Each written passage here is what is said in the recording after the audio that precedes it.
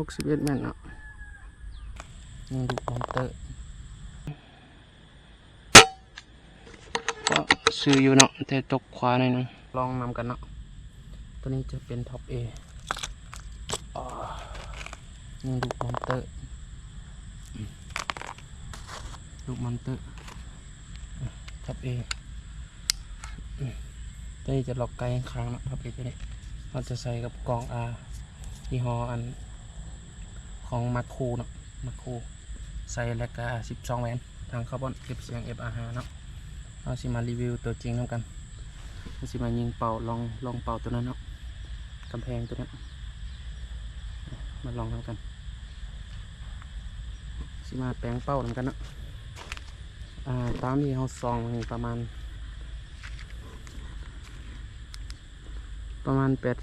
60 ปลายแม่นเนาะ70 ปลายเราสิมาลองยิงกลุ่มทำกันเนาะเราติดเป้าไว้นี่ลองเบิ่งติดไว้3 เป้าเนาะแล้วก็เสาปูนนี่อันนึงเนาะเสาปูนนี่ตัวนึงตัวนี้เราลองเมื่อกี้นี่เขานี่เราสิลองติดเป้านี้แล้วเราสิลองแน่นี้แล้วมันสิจับกลุ่มบ่เนาะระยะนี่ก็ไกลเติมเนาะอยากว่า70นี่ได้อยู่ยังบรุษ60เนาะตัวนี้เนาะเดี๋ยวเราสิใส่กองวัดระยะวัดให้เบิ่งเนาะ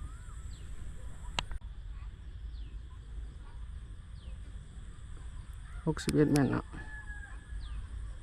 เราสิอยู่กันยังเนาะ60 แม่นเนาะแบบประจกตาเนาะกระเป๋าเสาปูนนี่เนาะมาลองให้ลูกค้าเบิ่งเนาะหลังจากที่เราตั้งเรียบร้อยเนาะเกียมเครื่องเรียบร้อยเราจะมาลองยิงกลุ่มให้เบิ่งเนาะคุณเนาะระยะเมื่อกี้นี้เนาะระยะเสาสมมุติเราวัดจากฝั่งนี้มัน70 ปลายเนาะวัดฝั่งนั้นมามันเจอแต่ฝั่ง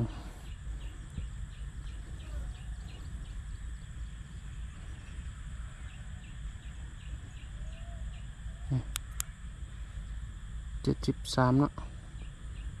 แน่ใส่กกไม้นี่เนาะ73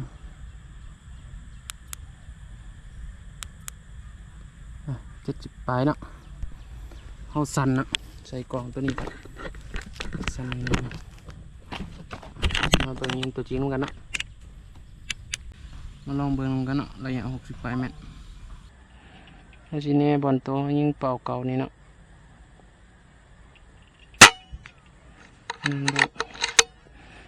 ตกต่ำลงมาเนาะ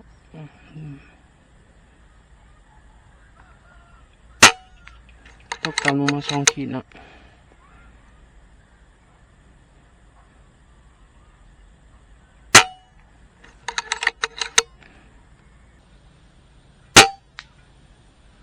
นัดที่ 1อยากล้มเลยเนาะ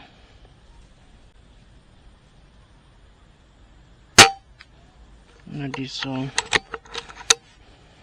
นัดที่ 3เราสิมาลองเพื่อไว้เนาะพอให้ยิงนี้ตกต่ำมาประมาณ1 ขีดครึ่งเนาะ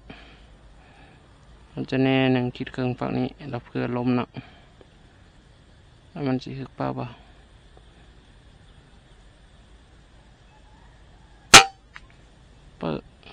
เป่าแตกเลยเนาะจำเป็นต้องไปเผื่อระบบปิดลมคือกันมั้งเนาะยิงไกลต้องเผื่อลมเพื่อระยะเนาะชิมบะแน่หัวเสาเลยจ้ะแน่หัวเสาเหลี่ยมฝั่งนี้เนาะโอ้ลมนี่ถือว่าแห้งเนาะ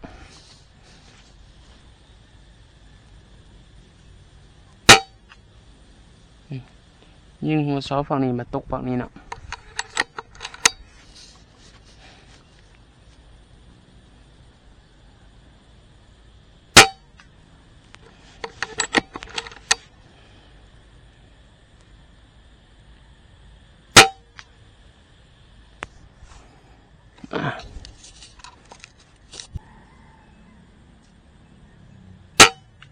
6 ลูกเขาสังเกตเบิ่งจะตก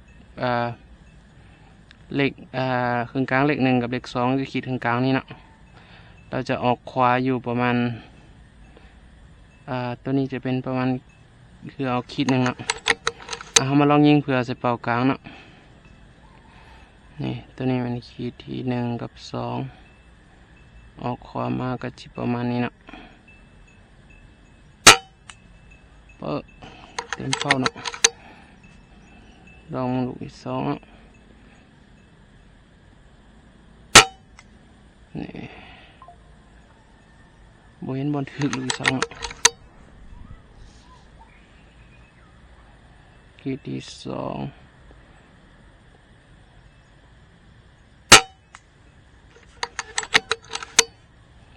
ขีดที่1 2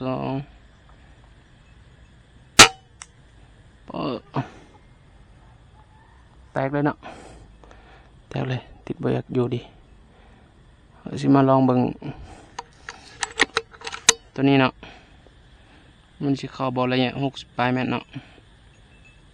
ขีดที่2ตัวนี้นี่เผื่อตัวนี้1 2ก็ซื้ออยู่เนาะแต่ตกขวาหน่อยนึง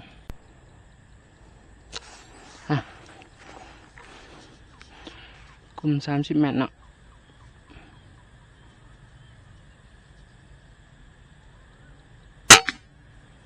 นาที1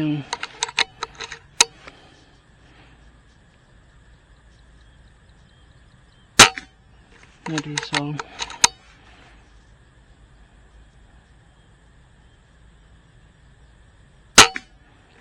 3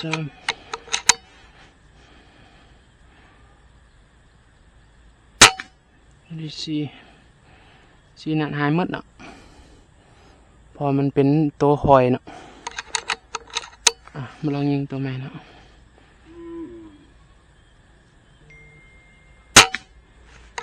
ดีเนาะตัวนี้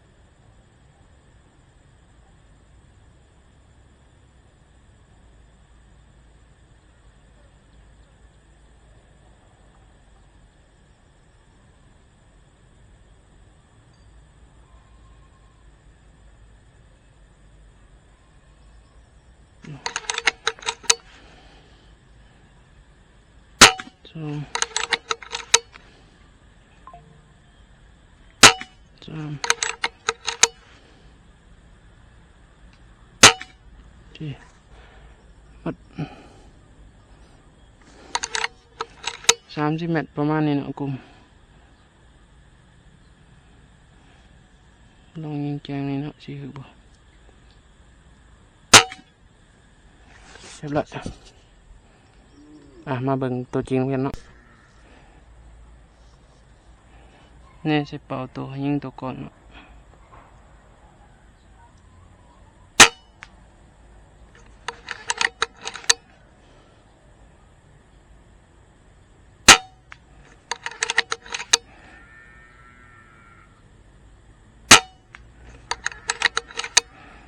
ถ้าบ่ล้มกับประมาณนี้เลยเนาะกลุ่มเปิด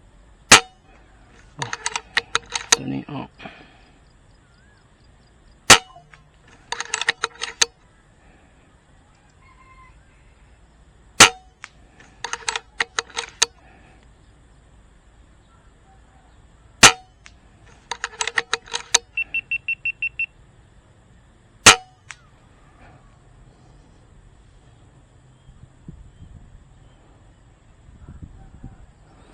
กลุ่ม60 เมตรเนาะ มาลองยิงตัวใหม่เนาะ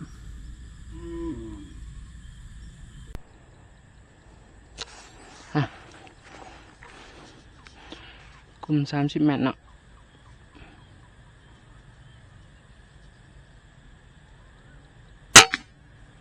นาทีหนึ่ง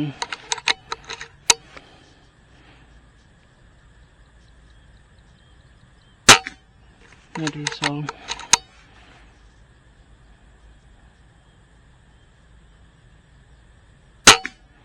นาทีสาม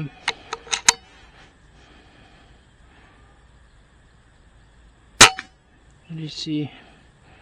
สี่นัดหายหมดเนาะพอมันเป็นตัวหอยเนาะมาลองยิงตัวใหม่เนาะ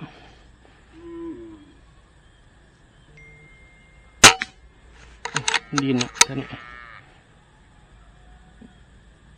หนึ่ง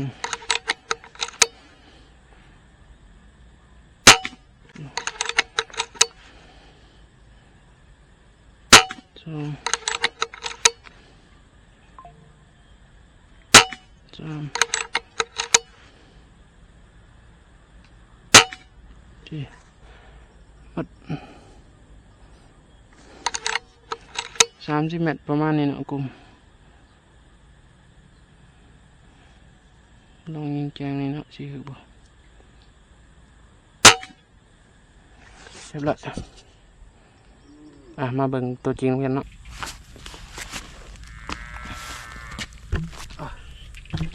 มาเบิ่งกลุ่มน้องกัน